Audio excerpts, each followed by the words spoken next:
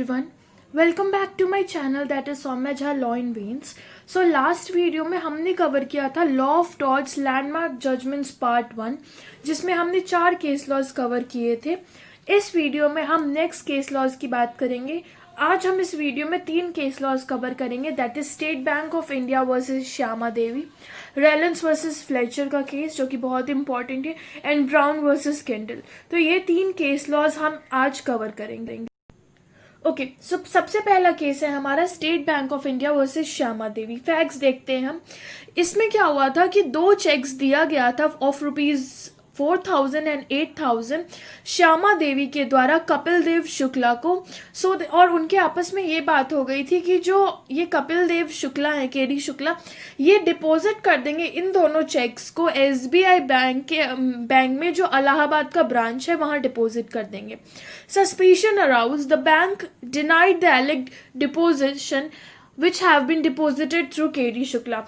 Suspicion arouse हुआ, लेकिन bank जो था वो उसने मना कर दिया इस डिपोजिशन के बारे में कि यहाँ पे कोई भी ऐसा अमाउंट डिपॉजिट हुआ है। The respondent sued the bank contending that the bank is liable for the fraud of its employees। तो यहाँ पे जो ये श्यामा देवी थी, इन्होंने बैंक को सू कर दिया इस बेसिस पे कि बैंक ने उनके साथ फ्रॉड किया है और उसके एम्प्लॉय ने भी बैंक के साथ इनके साथ फ्रॉड किया है। तो यहाँ पे क्या हेल्ड हुआ, that in this case the court was of the opinion that the false and fictitious entries to cover up a fraud were made by an employee of the bank in the passbook of the client. Hence, his act could not be deemed to be an act committed in the course of employment with the bank. तो यहाँ पे court ने ये कहा कि ये जो false और फिक्शियस एक्ट किया गया है या फिर जो भी अमाउंट डाला गया है पासबुक में क्लाइंट के और जो भी चीज़ें हुई है वो उस पर्टिकुलर बैंक के एम्प्लॉय ने अपने बेसिस पे किया है, ना कि he has acted in the course of employment, ना कि उसने एक बैंक के एम्प्लॉय के नाते किया है। Hence the bank is not liable for the employ to have acted as an agent of the client for delivering the sums to the bank which was not within the scope of employment of bank। इसलिए bank जो है liable नहीं है employ के इस act के लिए।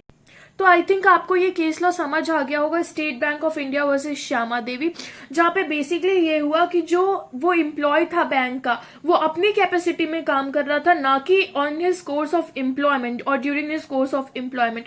सो the bank is not liable for that act of his particular employ. तो यहाँ पे जो श्यामा देवी थी उनको कोई भी कंपनसेशन नहीं मिला। अब हम नेक्स्ट केस लॉ के बारे में बात करते हैं, that is Reliance versus Fletcher का केस। ये बहुत ही इंपॉर्टेंट केस लॉ है, एक लैंडमार्क केस है इन टॉर्ट। इसके हम बैकग्राउंड के बारे में देखते हैं। It is one of the most important and landmark case in tort.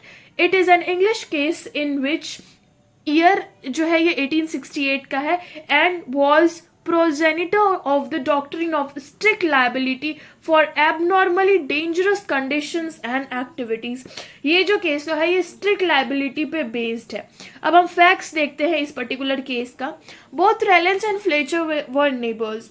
रेलेंस owned a mill for whose energy requirement he constructed a water reservoir। रेलेंस एक मिल ओन करता था जिसके एनर्जी रिक्वायरमेंट्स को मीट करने के लिए उसने एक वाटर रिजर्वायर उसी लैंड पे कंस्ट्रक्ट किया था। He gave this work to independent contractors and engineers. ये जो कंस्ट्रक्शन का काम था मिल कंस्ट्रक्ट करने का, ये उसने एक इंडिपेंडेंट कॉन्ट्रैक्टर्स और इंजीनियर्स को दिया कि ये पर्टिकुलर रिजर्वायर आप कंस्ट्रक्ट करो। Due to the negligence of the private contractor, the shafts that led the way to Fletcher mine were broken, which led the water into the mine, causing heavy loss to him। Fletcher sued रेलेंस।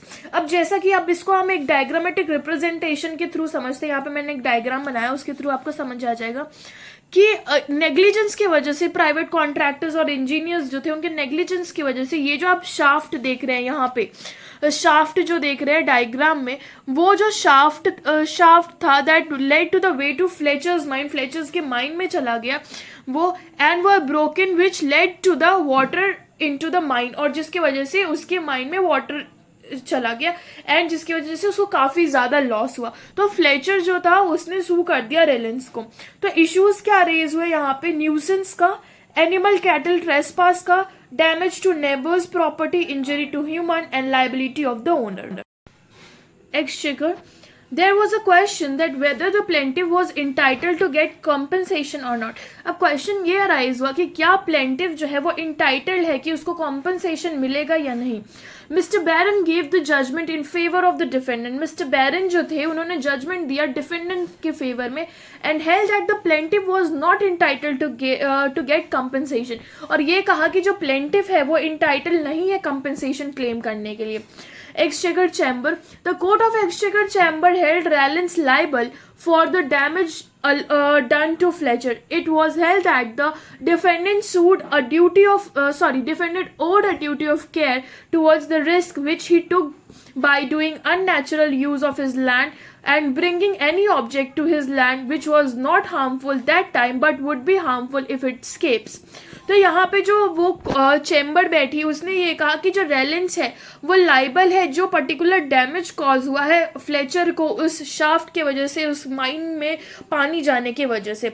और ये कहा गया कि जो defendant है that is कि उसकी एक ड्यूटी बनती है कि वो एक ड्यूटी ऑफ केयर ओ करता है टूवर्ड्स द प्लेंटिफ. एंड अगर वो कोई भी अननेचुरल यूज ऑफ लैंड कर रहा है या फिर कोई भी ऐसी ऑब्जेक्ट अपने लैंड पे जा रहा है जो अदरवाइज तो हार्मफुल नहीं है but if once it escapes वो हार्मफुल हो जाते हैं. इस पे बहुत सारे केस लॉज हैं कि एक इंसान जो है वो अपने लैंड पे स्नेक लेकर आता है और फिर ऐसे तो वो हार्मफुल नहीं होता है पड़ोसियों के लिए बट आफ्टरवर्ड्स जब वो स्नेक स्केप कर जाता है और सामने वाले को बाइट कर लेता है so that becomes harmful for that person.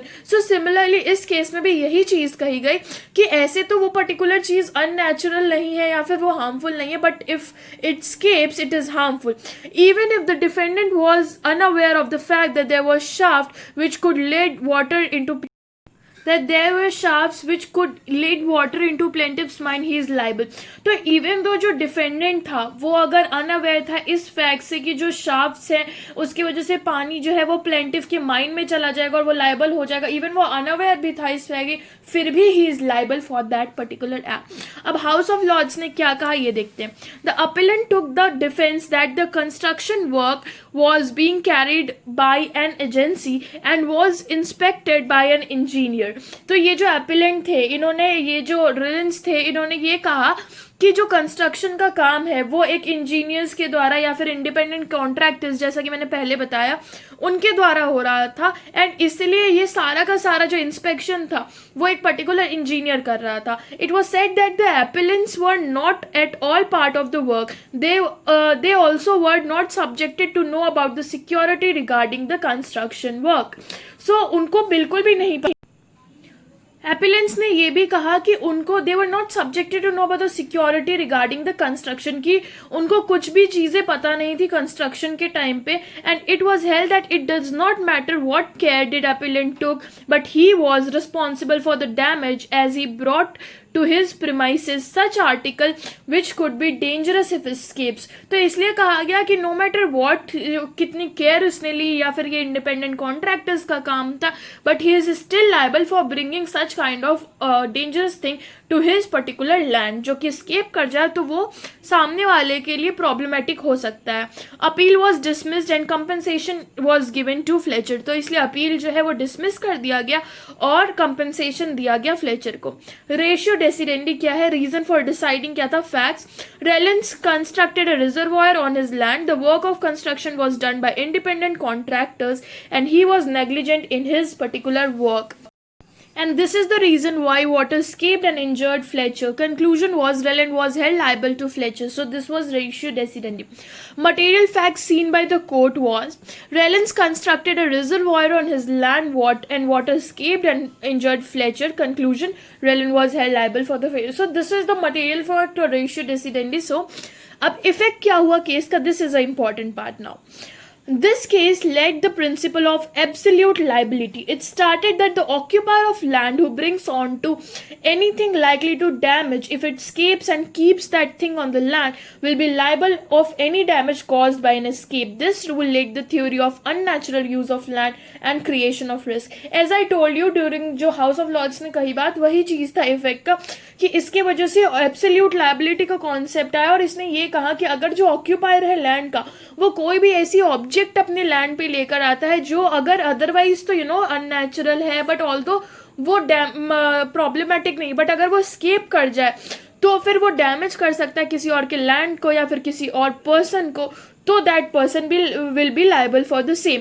सो इस रूल ने एक थ्योरी दी of unnatural use of land and creation of risk. अब हम देखते हैं कि इसका इफेक्ट क्या था इंडिया में. ठीक है, effect of the case in India. A more stringent rule of strict liability than the rule in Raylands versus Fletcher, which involved in 19th century, was led by the Supreme Court in the recent case of MC Mehta versus Union of India. अब इससे भी ज़्यादा stringent case, इससे भी ज़्यादा strict case law जो कि Raylands versus Fletcher पे ही बेस्ड था, 19th century में इंडिया में आया in the form of MC Mehta versus Union of India के केस में. तो इस वीडियो में हमने देखा है Raylands versus Fletcher का केस, और अगले वीडियो में हम देखेंगे MC Mehta versus Union of India का केस. ठीक है, तो आई थिंक आपको इससे कॉन्सेप्ट क्लियर हो जाएगा कि कैसे कैसे ये दोनों केस लॉज एब्सोल्यूट लाइबिलिटी और ये स्ट्रिक्ट लाइबिलिटी के लिए कितना इंपॉर्टेंट केस लॉ है. तो आई थिंक नेक्स्ट वीडियो में हम बात करेंगे MC Mehta versus union of India की. नेक्स्ट केस लॉ है हमारा ब्राउन वर्सेस कैंडल 1850. फैक्ट्स देख लेते हैं इस केस का. As the dog owner was attempting to separate the dogs with a stick, he unintentionally struck the claimant in the eye, causing him serious injuries. The claimant brought an action of trespass for assault and battery, claiming that the dog owner was negligent in the manner he used the stick to separate the dogs. तो इस case में basically क्या हुआ कि जो dog owner था वो separate कर रहा था डॉग्स को स्टिक से, तो वो अनइंटेंशनली क्लेमेंट के जाके आईज में लगा और उसको काफी सीरियस इंजरीज हो गई. तो इसलिए क्लेमेंट ने उसको सू कर दिया for trespass, for assault and battery, ये कहते हुए कि वो काफी नेग्लिजेंट थे अपना काम करते हुए. ठीक है, और ये कहा कि ये जो है ये और इस चीज को ट्रायल कोर्ट में लेकर गए वो. तो इश्यूज इसके ये इश्यूज अराइज हुए कि whether the trial correctly instructed the jury to determine whether separating the dogs was necessary under the circumstances, otherwise if plaintiff acted with extraordinary care in doing so. क्या particular plaintiff जो था उसने extraordinary care किया था उस particular act को, मतलब कि डॉग्स को सेपरेट करते वक्त या नहीं. तो ये क्वेश्चन अराइज हुआ. अब यहाँ पे हेल्ड क्या हुआ वो देखते हैं हम. So the court held that the jury instructions requested by the dog owner should have been given if at the time of the blow both the claimant and the dog owner were using ordinary care, or if the dog owner was using ordinary care and the claimant could not recover that. Further, the jury should have been charged that if the dog owner accidentally hit the claimant in his eyes while he was using due care and all proper precautions necessary to exigencies of the case to avoid hurt to others, the incident was the result of pure accident or was unavoidable and the claimant could not recover. So this was the case of Brown versus Kendall. So हमने आज 3 case laws cover किया. Brown versus candle, Raylands versus Fletcher and state Bank of India versus Shyama Devi. Next में हम cover करेंगे DP Chaudhary versus Manjulata का case and MC Mehta versus union of and thought bird versus Holbrooke. तो 3 case laws अगली video में भी हम cover करेंगे. अगली वीडियो जरूर देखिए सो दैट आपका Raylands versus Fletcher as well as MC Mehta versus union of India दोनों का कॉन्सेप्ट क्लियर हो जाए, बिकॉज दोनों ही बहुत इंपॉर्टेंट केस लॉज है लॉ ऑफ टॉर्ट्स के लिए. तो इस तरीके से हम कंप्लीट कर लेंगे अपना लॉ का ऑफ टॉर्ट्स का लैंडमार्क केसेस का series. Thank you so much for watching this video. पहले वाले वीडियो को देखने के लिए लॉ ऑफ टॉर्ट्स के लिए डिस्क्रिप्शन बॉक्स आप चेक कर ले, वहाँ पे आपको लिंक मिल जाएगा. Thank you so much for watching.